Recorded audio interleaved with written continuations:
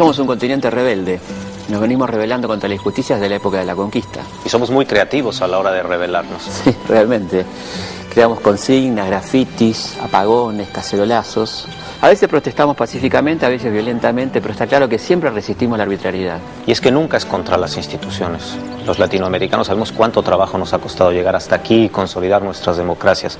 Nos rebelamos en realidad contra el mal gobierno, contra la corrupción, contra los gobernantes que no representan los anhelos del pueblo. La pregunta sería, ¿qué jugadas ha hecho el poder a lo largo de la historia para que el pueblo tenga que rebelarse tan reiteradamente?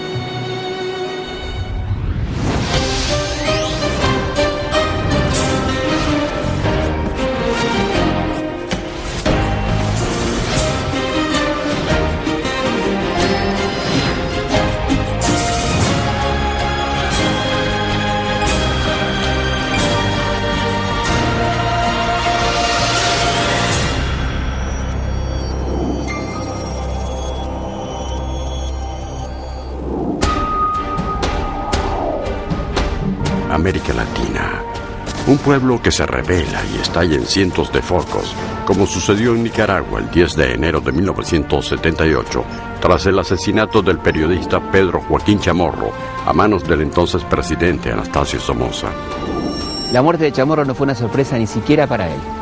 3 años antes le había mandado una carta a Somoza donde le decía que esperaba con paz en el alma y la conciencia tranquila que lo mandara a asesinar. Antes del asesinato de Chamorro, ¿verdad?, hubo la enorme injusticia vivida por la sociedad. Cuando al producirse uno de los peores terremotos que causó decenas de miles de muertos, y hubo una ayuda internacional, una gran solidaridad internacional, y toda esa ayuda fue capitalizada por la familia Somoza y la gente vivió eso como un escándalo. ¿Quién denunció eso? Precisamente Chamorro. ¿Por qué asesinan a Chamorro? Por haber denunciado no solo la dictadura, sino haber denunciado precisamente ese tipo de maniobras. Mientras el periodista era velado, cerca de 30.000 personas salieron a las calles de Managua. Varios de los edificios propiedad de los Somoza fueron tomados y se lanzó una huelga general. El asesinato fue el detonante de una insurrección que no se detendría hasta el triunfo de la Revolución Sandinista, el 19 de julio de 1979.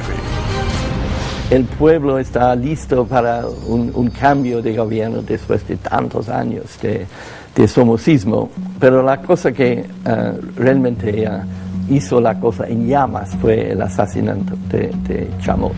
El asesinato de otro líder desencadenará uno de los hechos más conmocionantes de la historia de Colombia.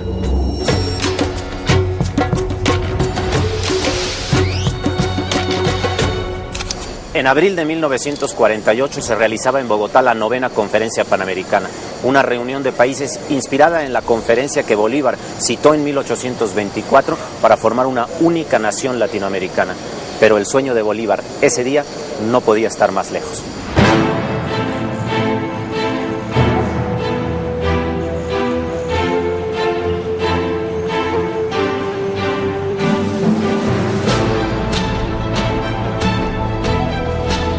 El 9 de abril, a la 1:05 de la tarde, en esta esquina moría asesinado el líder del Partido Liberal, Jorge Eliezer Gaitán, el político más importante de Colombia en ese momento. Era mestizo, de origen humilde, y sus prédicas incendiaban al pueblo. Gaitán es un personaje que sabe hablarle al pueblo. Interpreta al pueblo, el pueblo se siente interpretado por él. Gaitán habla en un lenguaje muy sencillo, pero al mismo tiempo en un lenguaje extremadamente... Gaitán era un año porque el pueblo mayoritario, a nuestra gente, a los trabajadores, al campesinado, a los obreros, a la gente que era nuestra mayoría, la que trabajaba, la que movía el país. Entonces había mucha esperanza. Al ser truncada esa esperanza en ese acto tan terrible, pues yo creo que vino esa desazón, esa división. Yo no soy yo personalmente, yo soy un pueblo que me sigue, porque se sigue a sí mismo cuando me sigue a mí, se lo he interpretado. Mi abuelo tenía una composición física innata que le permitió ser el orador que fue y el pensador que fue. Eso nacen. no se hacen. Y él nació y se hizo, que esa fue su enorme ventaja. Una oratoria singular que lo hermanaba con su pueblo. Y ese pueblo que se había sentido representado e interpretado por Gaitán.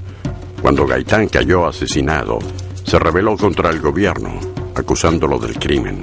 Cientos de personas murieron en los enfrentamientos entre sectores del ejército leales al gobierno y los rebeldes. La rebelión se extendió a otras ciudades, incluyendo Medellín y Barranquilla. Aquí mismo, desde la Universidad Nacional, el rector Gerardo Molina toma control de una de las emisoras y desde esa emisora comienza a llamar al orden, comienzan a hacer anuncios un poco irreales de que las turbas revolucionarias están en control del poder en Bogotá, cosa que era absolutamente falso, pero eso tiene efectos, más que en Bogotá, por fuera de Bogotá en la provincia. La provincia comienza a alimentarse de la idea de que efectivamente hay un control revolucionario en Bogotá y sobre ese modelo de lo que supuestamente está pasando en Bogotá comienzan a organizarse. Todo el mundo, dada la violencia que había iniciado en el año 45, la gente le pedía a mi abuelo que se protegiera. Incluso mucho mi abuela le insistía en que fuera mucho más prudente con sus cercanías en la plaza pública. Y mi abuelo siempre contestaba: ninguna mano del pueblo se levantará contra mí. Y si las oligarquías lo hacen, ellos saben que pasarán 50 años antes de que las aguas recuperen su nivel normal.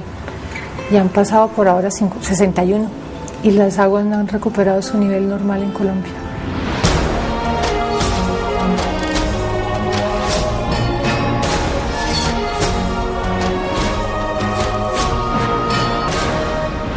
Gracias. Mientras el bogotazo arrasaba las calles, un joven aspirante a periodista estudiaba abogacía en la Universidad de Bogotá y publicaba sus primeros textos en El Espectador. Años más tarde, en Vivir para contarla, el escritor ya consagrado recordaría estos días violentos.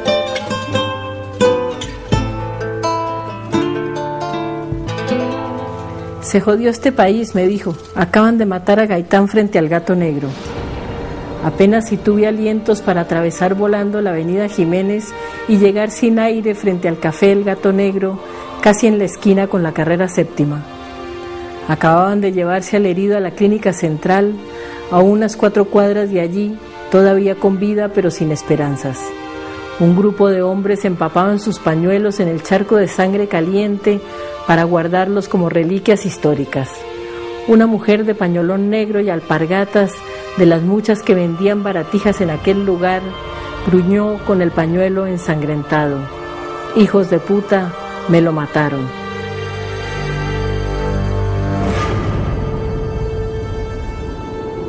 García Márquez fue testigo y víctima del bogotazo. En aquellos días la pensión en la que vivía fue incendiada y se perdieron para siempre varios de sus manuscritos. Como cronista de su país y de su tiempo, García Márquez narró a Colombia y otro levantamiento en su novela más famosa, 100 años de soledad.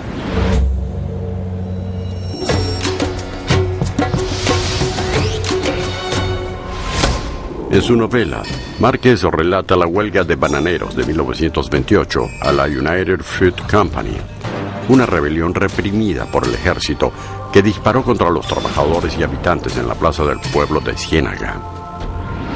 Las demandas de los obreros eran demandas muy elementales. Mejoras en las condiciones de vida, de salud, de higiene, etcétera, mejoras en los salarios y sobre todo igualdad de condiciones a de cualquier otro obrero en el escenario nacional. Se le ha llamado la masacre porque se disparó contra la multitud. Hubo una orden a sangre y fuego y se disparó contra la multitud. Hay una imagen que es la más conocida y creo que ha reemplazado los hechos históricos, y es la imagen literaria creada por García Márquez, la de los trenes de muertos que salían y salían llenos de muertos.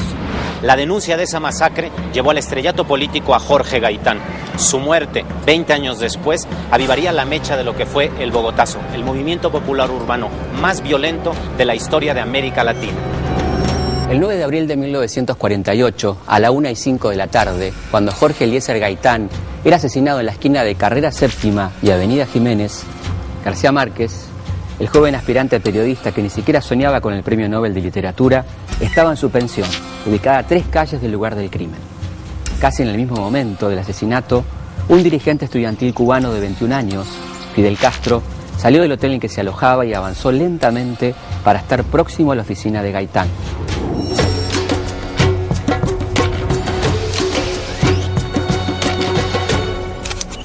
Fidel Castro y otros estudiantes habían venido a Bogotá para protestar en contra de la 9ª Conferencia Panamericana y de la creación de la OEA, la Organización de Estados Americanos. Se iban a reunir con Gaitán a las 2 de la tarde y querían llegar a tiempo. La lección que saca Fidel del Bogotazo es esta, ¿no? Primero, que una de las lecciones es que un pueblo se puede sublevar el tiempo de un relámpago. En un instante se puede sublevar un pueblo. Y que a ese pueblo no hay quien lo detenga, en definitiva, o que para detenerlo hay que destruir prácticamente una ciudad, como ocurrió en el Bogotazo.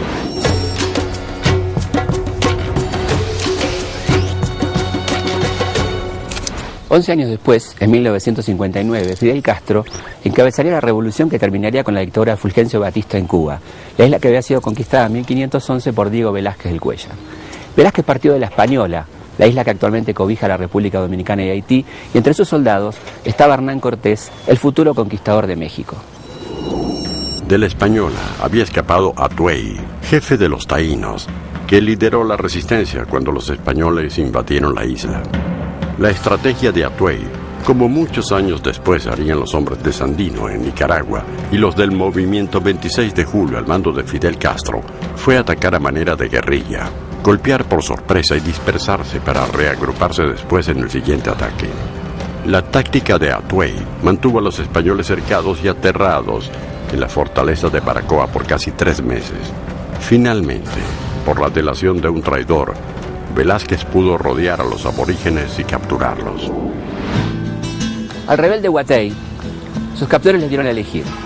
Si se convertía al cristianismo, lo ahorcarían, no sufriría e iría al cielo.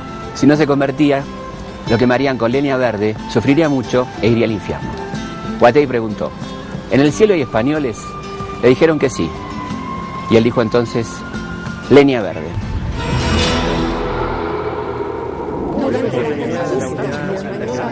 Yo te diría que hoy por hoy la gran consigna para nosotros los latinoamericanos es no ya dar la vida, sino defender la vida con todo nuestro ánimo, inteligencia y con toda nuestra fuerza.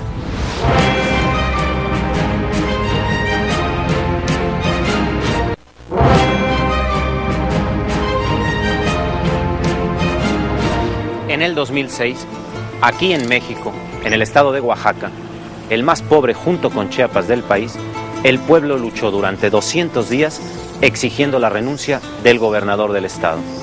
Empieza con los maestros, con una marcha de maestros que es reprimida, y los maestros simplemente no están dispuestos a tolerar esa represión y establecen un plantón.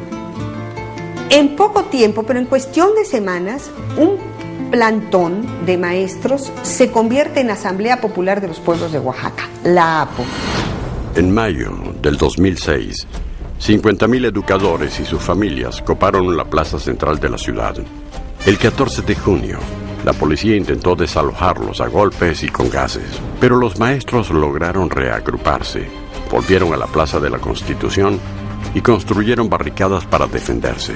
El pueblo crea la Asamblea Popular de los Pueblos de Oaxaca. La respuesta del gobierno oaxaqueño a las solicitudes de los maestros de reprimirlos, de tratar de frenar esas protestas, fue lo que escaló un conflicto. Y ese detonador inicial de un conflicto magisterial nos reveló finalmente componentes históricos de profundas raíces, de los agravios de siempre en contra de los maestros, de los ciudadanos que se fueron uniendo a lo que originalmente tuvo esta naturaleza de protesta magisterial y acabó siendo una protesta mucho más amplia. Ya no hay solo educadores. Hay activistas de organizaciones no gubernamentales, de grupos de izquierda, indigenistas y ecologistas. En las asambleas hay amas de casa, sacerdotes católicos y organizadores comunitarios. E incluso se realizó un performance artístico en donde la autora desfiló con ropa confeccionada de material de las barricadas. Cada uno protesta a su modo y así resiste contra la violencia. Lo que vimos en Oaxaca en 2006 precisamente tiene que ver con una sociedad que se organiza, una sociedad que dice ya basta, una sociedad que se rebela y que dice esto que hace el poder contra mí no es algo que yo quiera seguir permitiendo. Eso escaló, lamentablemente, trajo consigo muertos, trajo consigo violencia y trajo consigo lo que marca también la historia de este país, que es la impunidad. El 1 de agosto, miles de mujeres salieron a la calle golpeando sus cacerolas para protestar en contra del gobierno de Ulises Ruiz. Se trataba de ser escuchadas, pero el gobierno controlaba los medios de comunicación.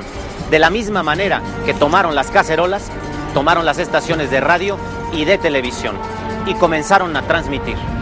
El 25 de noviembre, en cambio, la Policía Federal liberó la plaza de activistas, apresando a más de 400 personas. Las cacerolas aún hoy siguen sonando.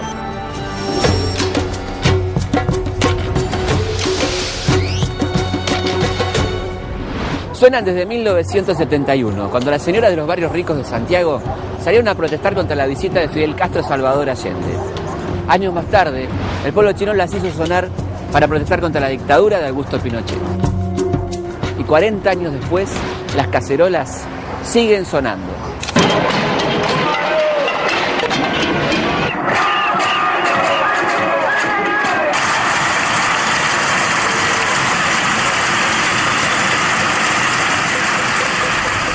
En los momentos de más cacerolazos que la oposición citaba en Venezuela en el 2002, sobre todo a cacerolazos casi todos los días, los vendedores ambulantes empezaron a vender CDs con cacerolazos grabados, de manera que la gente podía en cualquier momento poner en el reproductor, en el aparato de sonido de su casa, esos cacerolazos, ¿no? Y combatir de esa manera al poder, ¿no? Yo creo que la desesperanza mayor sucede cuando te das cuenta que no les importa,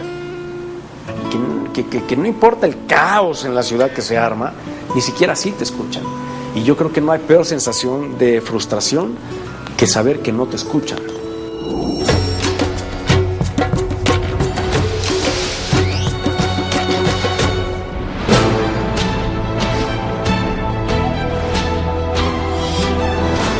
En diciembre de 2001, Argentina cayó en la peor crisis de su historia. Un mes antes, el diario de mayor circulación del país decía que 4 de cada 10 argentinos estaba bajo la línea de pobreza. Se venían sosteniendo una situación económica irreal ya desde la época de Menem, en su momento con la paridad cambiaria del 1 a 1.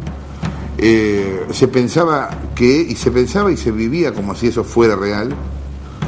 No hacía falta saber economía para darse cuenta de que si acá $1.000 no era nada, algo mal andaba, porque en el mundo $1.000 era plata. O sea que era cuestión de tiempo, eso en algún momento iba a explotar. Finalmente, cuando eso explotó, quienes más sufrieron fueron los más postergados, como pasa siempre en cualquiera de estas crisis. En un país de 35 millones de habitantes, 14 millones eran pobres y la tendencia crecía. Cada día había 2.000 nuevos pobres en Argentina.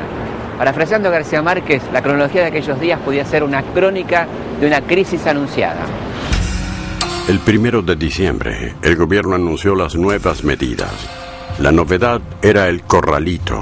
La gente no podía retirar sus ahorros del banco. 2 semanas más tarde se declaró una huelga nacional. Cientos de personas saquearon tiendas y supermercados. La clase media salió a la calle a pedir con golpes de cacerolas la devolución de sus depósitos.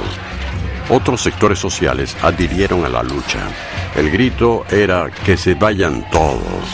Reclamaban la renuncia del gobierno. El presidente de la Rúa declaró el estado de sitio y suspendió las garantías constitucionales. Yo recuerdo cuando aquí en la Argentina, en el 2001, la consigna era que se vayan todos, la dirigencia política tuvo la inmensa originalidad de hacerse pasar por otra cosa y finalmente todos aquellos mismos personajes que estaban en el 2001 son los mismos que están en la actualidad. Entre el 19 y el 20 de diciembre, la represión de las protestas causó 32 muertos y centenares de detenidos. Al anochecer del 20, el presidente de la Rúa renunció. Entre fines de diciembre de 2001 y principios de enero de 2002, la Argentina tuvo 4 presidentes. En los 5 meses que siguieron a la caída de la Rúa, hubo incidentes en todo el país.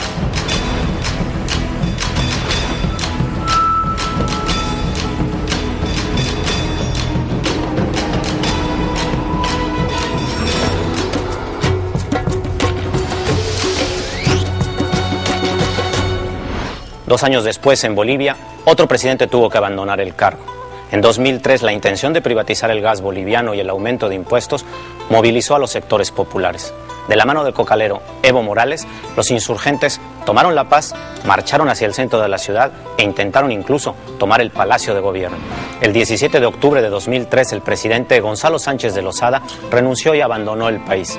No era la primera vez que un levantamiento bloqueaba la ciudad, ni tampoco la vez primera en que el protagonismo estaba en gran medida en manos de los indígenas. Todo empezó en el Cusco, cuando Tupac Amaru fue capturado y la rebelión se extendió al Alto Perú, la actual Bolivia. En 1780, los reyes borbónicos habían establecido una serie de nuevos impuestos y controles para los pobladores americanos. Los aborígenes resistieron las medidas. En noviembre de ese año, un grupo comandado por Tupac Amaru tomó prisionero al encargado de cobrar impuestos y lo ejecutó. Lo manda a colgar al corregidor, porque él encarna la injusticia social, él encarna el abuso. Lo manda a colgar entre la torre y la puerta de la iglesia de donde comenzó el movimiento. La rebelión había comenzado. El virrey envió un ejército de 17.000 hombres para combatir al cacique e hizo algunas concesiones a los indígenas para desalentar la rebelión. Un año después, Tupac Amaru era vencido y trasladado a la Plaza de Armas de Cusco, donde fue ejecutado junto a su mujer, Micaela Bastidas. La muerte de Tupac Amaru no fue suficiente para sofocar la rebelión que continuó hasta 1783, liderada por su medio hermano Diego Cristóbal Tupac Amaru y su sobrino Andrés Tupac Amaru. En estos años se alzaron unos 100.000 indios y la rebelión alcanzó los actuales territorios de Bolivia y norte argentino. En 1783, la Corte de España ordenó al visitador Jorge Escobedo que no dejara restos ningunos de la infame y vil familia de los Tupac Amaru. Se puede matar el cuerpo, pero no las ideas. Se puede destruir la parte física del movimiento, pero su mensaje subyacente queda en el espacio y el tiempo.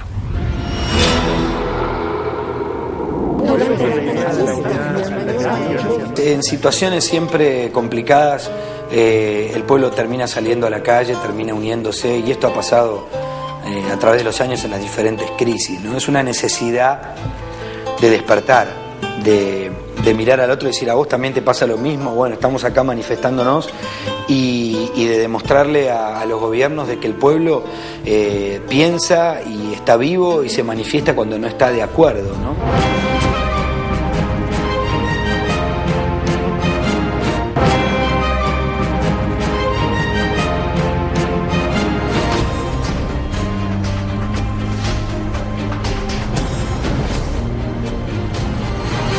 En el precio de gasolina. Solo eso bastó para que el 27 de febrero de 1989, en Guarenas, a 20 kilómetros de aquí, iniciara un levantamiento popular que se extendió después a Caracas y a otras ciudades de Venezuela. En pocas horas, la protesta se convirtió en un enfrentamiento con la policía local. La gente enardecida quemó los micros, rompió las vidrieras de las tiendas e inició una serie de saqueos que no cesarían por 3 días. El gobierno respondió convocando a la Guardia Nacional y al Ejército, declaró el toque de queda y autorizó el uso de armas de guerra. La gente que había votado a Carlos Andrés Pérez porque pensaba que iba a volver los años de la prosperidad petrolera, se sintió frustrado cuando él mismo le dice, yo no tengo un centavo en la expresión que utiliza, la botija está vacía. Apenas gana Carlos Andrés Pérez su segundo gobierno en el 89, lanza un paquete de medidas económicas diseñado por un grupo de tecnócratas, ¿no? Muy fuerte, que implicaba el aumento de la gasolina. Ese aumento de la gasolina era un detonante, fue el detonante, que empezó con la protesta porque significaba la subida del pasaje popular. Lo que empezó y que hubiera podido sí realmente ser una protesta popular importante, se terminó convirtiendo en un desmadre de vandalismo y pillaje que a su vez fue reprimido de una forma tremendamente violenta y causó pues lo que causó y la cantidad de muertos y desaparecidos que probablemente nunca lleguemos a conocer la cifra exacta. Hay una anécdota que yo viví en un automercado cerca del centro de Caracas, donde ya la misma Guardia Nacional organizaba que el saqueo fuera ordenado, ¿no? La gente entraba y sacaba, podía salir con chocolates, con lo que fuera, ¿no? De alguna manera. Y había un teléfono ahí, que era un teléfono de supermercado, y un muchacho va a agarrarlo, y uno de los guardias le da así y le dice, oye, no te pases, ¿no? Pero de alguna manera todo se podía saquear, digamos, era un gran festival de la propiedad privada, ¿no? De la apropiación de propiedad y de tener objetos, ¿no? La represión se ensañó en los cerros, los barrios más pobres de la ciudad. Días más tarde, cuando se restableció el orden, habían muerto más de 400 personas y el gobierno de Carlos Andrés Pérez, que había asumido el poder solo 25 días antes, comenzó a caer. Carlos Andrés Pérez convivió con el fantasma de la rebelión popular y tuvo que soportar 2 azonadas militares durante su gobierno. En apenas 25 días su gestión había pasado del cielo al infierno. 10 años después llegaría al poder Hugo Chávez, una figura que generó y aún genera una gran polarización entre los ciudadanos que lo critican y quienes lo apoyan.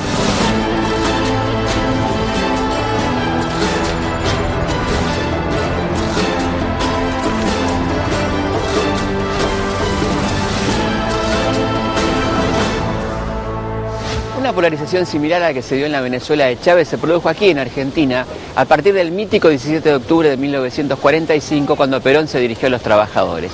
Pero todo había comenzado una semana atrás, el 9 de octubre, cuando el presidente Farrell se vio obligado a detener a Perón y quitarle su cargo por presión de los sectores militares.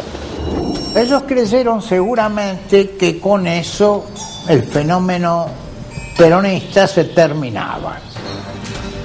Y sí, y no se dieron cuenta que el fenómeno peronista había calado tan profundo en la sensibilidad popular que el mismo día que Perón es encarcelado comienzan a moverse en distintos lugares del país de una forma espontánea, porque eso no tenía digamos así, un comando, una organización. De forma espontánea, obreros que salen de las fábricas y empiezan a reclamar la libertad de Perón. El 16 de octubre, cuando los trabajadores fueron a cobrar sus quincenas, se encontraron con que no les estaban pagando el feriado del 12 de octubre, a pesar del decreto firmado por Perón. Cuando protestaron, la única respuesta que obtuvieron fue: vayan a cobrárselo a Perón. Y los trabajadores vinieron. En la plaza, bajo un intenso calor, entre 200 y 300.000 personas esperaron tranquilamente a su líder. La movilización popular dio sus frutos.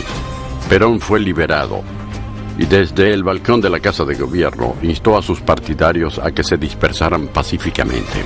Había nacido el peronismo.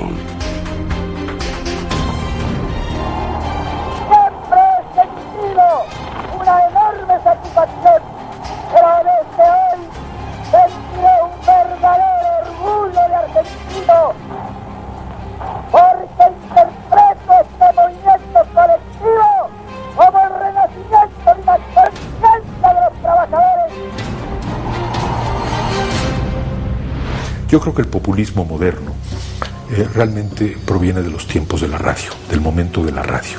Es decir, es cuando América Latina voltea a Italia y descubre Mussolini. Entonces yo creo que es Perón y es Evita Perón. Es el fenómeno de la radio que Perón conocía muy bien porque había estado en Italia, había admirado a Mussolini, y la forma de conectar con las masas. El 17 de octubre de 1945, todos los argentinos sentados alrededor del aparato se enteraron por la radio que Perón se retiraba del ejército y sugería la creación de un movimiento que tendría a los trabajadores como protagonistas. La radio transmitía una esperanza a todos los argentinos.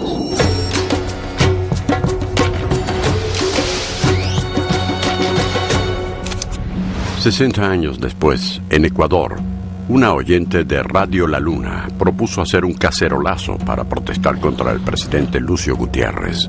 Ese mismo día, 5.000 personas se juntaron a golpear sus cacerolas frente a la casa de Gutiérrez, acusándolo de haber cedido a las presiones del Fondo Monetario y del Banco Mundial. Una semana después, los manifestantes ya eran 20.000 y el presidente partía al exilio. En los primeros años del siglo XXI, en Argentina, en Ecuador y en Bolivia, pudo escucharse la misma consigna: que se vayan todos.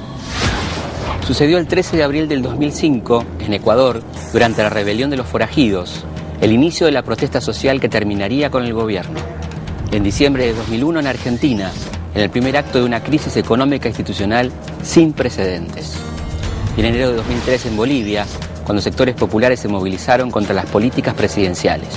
A fines del siglo XIX en Colombia, la consigna había sido: abajo los traidores y monopolistas.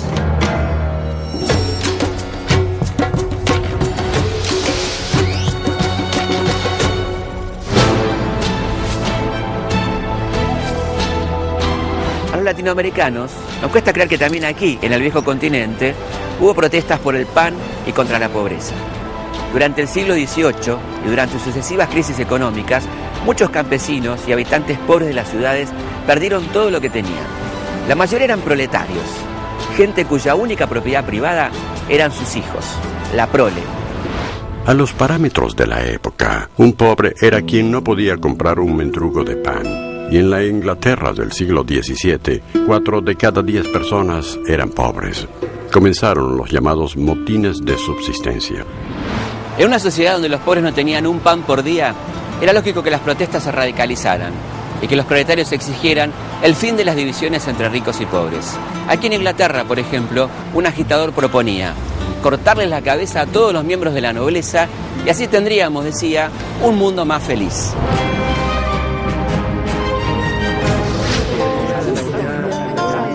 Yo no creo que la idea de la unidad latinoamericana sea panfletaria y meramente utópica.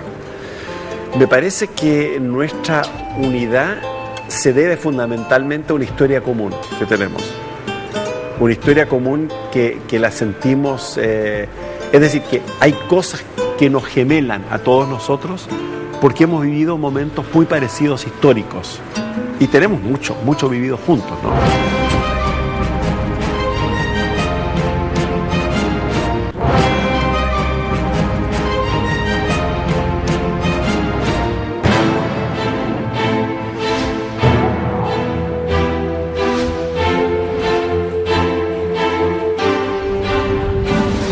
Rebeliones estallan contra la impericia y la corrupción de los gobiernos. Otras se levantan para confirmar a sus líderes. Algunas reclaman derechos populares y otras simplemente quieren cambiar el mundo. Por unos pocos días de mayo de 1968, aquí en París, gobernó la utopía.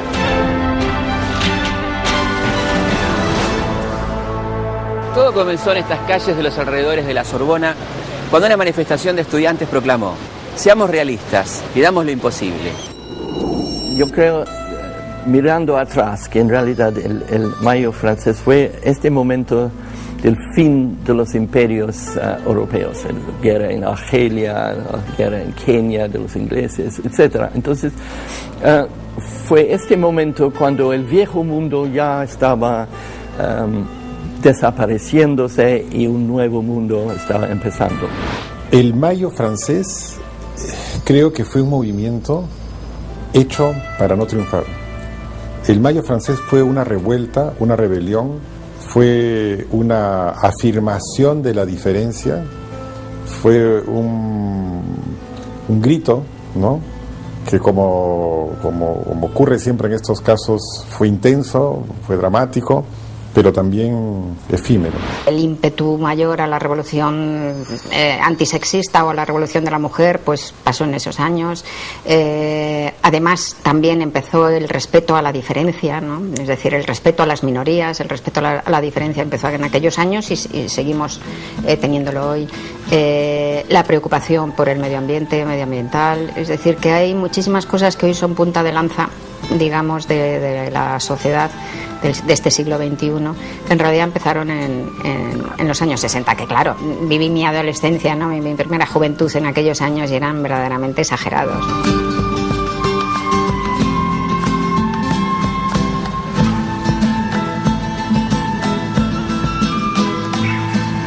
Por aquellos días cambiar el mundo parecía posible. Y aunque el Mayo francés no provocó cambios inmediatos en la sociedad, sus efectos permanecieron en las mentes y los corazones de la gente que participó de aquellas jornadas y ayudaron a cambiar la vida de las generaciones siguientes. O sea, el 68 le cambió la vida a todos, en todos lados.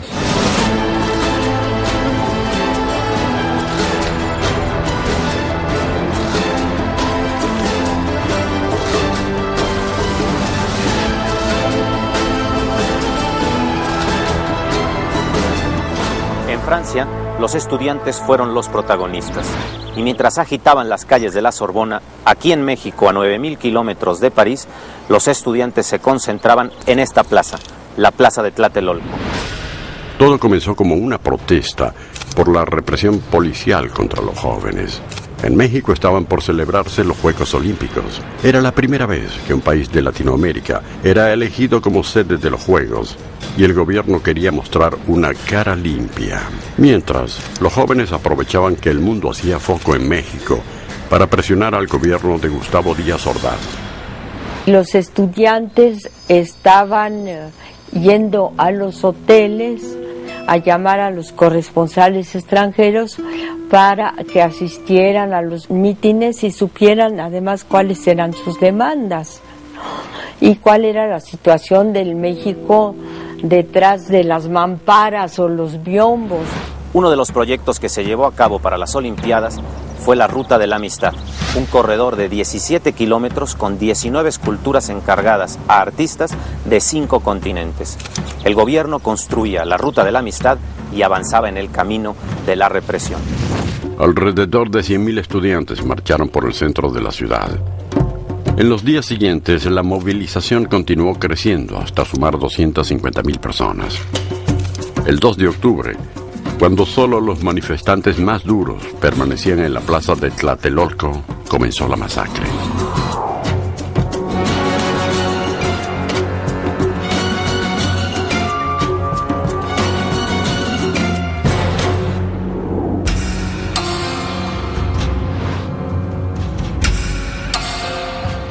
Elementos del ejército en ropas de civil, junto con otros cuerpos policíacos, desalojaron a los compañeros y un personaje de traje negro apareció con una pistola disparando sobre la plaza y sobre los soldados que venían avanzando en la parte de las ruinas. Y eso fue una acción de segundos, en lo que se descarga una pistola automática, y de inmediato los soldados respondieron con un fuego nutrido de armas automáticas que duró 2 horas y media. Efectivos de las fuerzas de seguridad y del ejército dispararon contra los estudiantes acorralados. Miles fueron llevados a prisión. Otros cientos fueron asesinados y sus cuerpos nunca aparecieron. De los detenidos, unos 700 permanecieron en prisión hasta 1971. Durante las semanas siguientes a la masacre, la represión y la cárcel continuaron para los manifestantes, mientras el resto de la población lo ignoraba todo gracias a la férrea censura de los medios. El caso de Raúl Álvarez Garín, sus padres pusieron un anuncio en la jornada todos los días, decían: ha pasado 22 días y no sabemos nada de nuestro hijo. Yo estuve preso 2 años, 7 meses. Los Juegos Olímpicos se celebraron 10 días después y la antorcha olímpica de relevo siguió la ruta del primer viaje de Cristóbal Colón a América. El 12 de octubre de 1968, mientras el presidente mexicano inauguraba la Olimpiada de la Paz, un grupo de manifestantes lanzó un barrilete de color negro en forma de paloma sobre el palco presidencial en repudio por la matanza del 2 de octubre. Yo creo que hubo un movimiento estudiantil en el mundo entero. México tenía sus propios problemas. Los franceses reivindicaron puestos para después que terminaran sus carreras. No querían ser porteros de hoteles o choferes de taxi.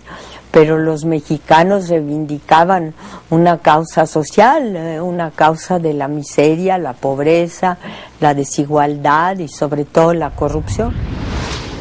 Con la masacre de Tlatelolco comenzó a derrumbarse el gobierno unipartidario del PRI, el Partido Revolucionario Institucional, que en nombre de la Revolución Mexicana había dominado la política durante casi todo el siglo XX. Para nuestra historia latinoamericana, la masacre de Tlatelolco ingresó al ranking de atrocidades, en cuyo primer puesto está la huelga de obreros de Iquique de 1907.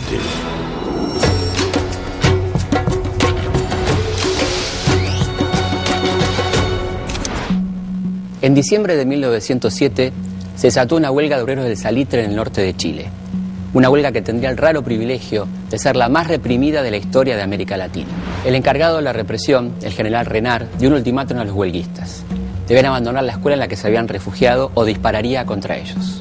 Los obreros se negaron. El general cumplió su palabra. El gobierno admitió la cifra de 267 muertos, pero estimaciones posteriores realizadas por historiadores elevan el número de víctimas entre 1.000 y 3.000 trabajadores. 100 años después de la matanza, la presidenta de Chile, Michelle Bachelet, decretó el 21 de diciembre jornada de duelo nacional.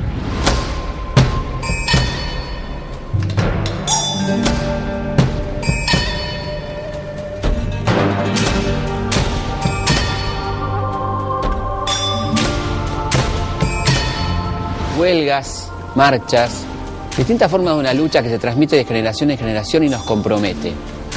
Y en esta lucha obstinada pueden pasar 10, 100, 200 años, pero tarde o temprano las reivindicaciones se logran y la resistencia de los pueblos se convierte en justicia. América Latina se rebela y estalla como en Nicaragua por el asesinato de Pedro Chamorro, o como en Colombia, con el Bogotazo tras la muerte de Jorge Gaitán, quien ese mismo día iba a entrevistarse con Fidel Castro, el que 11 años después encabezaría la revolución en Cuba, la isla conquistada por Diego Velázquez, que partió de la Española, de donde escapó Atuey, el aborigen que peleaba a la manera de la guerrilla. En cambio, en Oaxaca, pelearon con barricadas y cacerolas, las mismas que sonaron en Chile y en la Argentina, y el presidente se fue, como se tuvo que ir el de Bolivia, cuando Evo Morales y sus hombres bloquearon la paz. Aunque todo comenzó con el levantamiento de Tupac Amaru, cuya rebelión se extendió por el altiplano, como se extendió a muchas ciudades de Venezuela el Caracazo, que hizo tambalear al entonces presidente de Venezuela, cargo que 10 años después ocupara Hugo Chávez, quien polarizó la opinión de los ciudadanos, como sucedió con Perón, cuando los trabajadores reclamaron su libertad y la noticia fue transmitida a todo el país por radio, que en Ecuador sería decisiva en la destitución del presidente, cuando una oyente propuso que se vayan todos, una consigna muy diferente a la de los jóvenes de los 60, que pretendían cambiar al mundo mientras otros jóvenes eran muertos en la plaza de Tlatelolco, una masacre que recuerda la huelga de obreros de Iquique, que fue la más reprimida de la historia. Y sin embargo entonces, como hoy, el pueblo se rebela y estalla.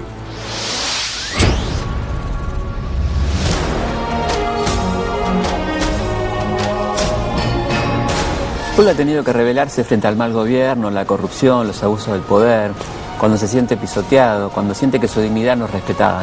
Y es que el pueblo toma nota de la acumulación de reclamos desoídos, de injusticias, de abusos, y finalmente un día estalla. Claro, y algunas veces las rebeliones salen de cauce y son el inicio de algo positivo, y otras veces son aprovechadas por el poder. Como decimos en toda América Latina, a río revuelto.